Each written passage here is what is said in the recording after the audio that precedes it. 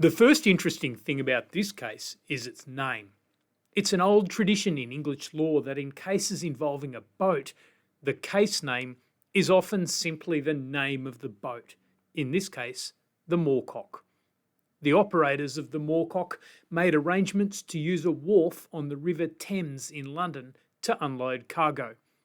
They began unloading, but as the tide went down, it turned out that the water below the wharf was so shallow at low tide that the bottom of the boat struck a ridge of rock on the bottom of the river. The boat was damaged. Now, these days, we'd probably expect to see a negligence case in circumstances like this, but this was well before the rise of negligence law. The ship owners sued in contract. The wharf owners replied by saying, listen, our contract just says you can use the wharf. It doesn't say anything about the safety of the vessel while you're doing so. We don't have an obligation under the contract to keep the boat safe.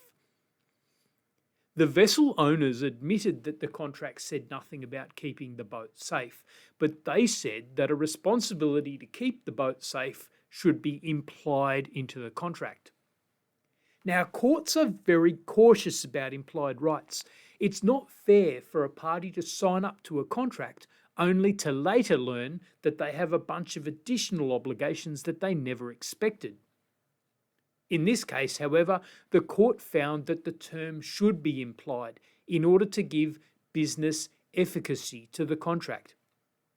In other words, the court found that the contract could not achieve its intentions, that is, allowing the vessel to unload its cargo, unless it included a promise that the water was deep enough for the vessel to remain afloat. Lord Justice Bowen said, the object of giving to the transaction such efficacy as both parties must have intended that at all events it should have.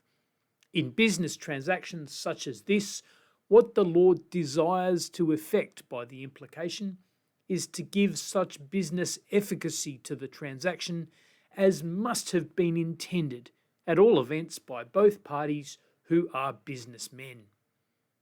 This principle, that terms can be implied into a contract for business efficacy, has been developed by other cases in Australia, but the Moorcock is where the principle began.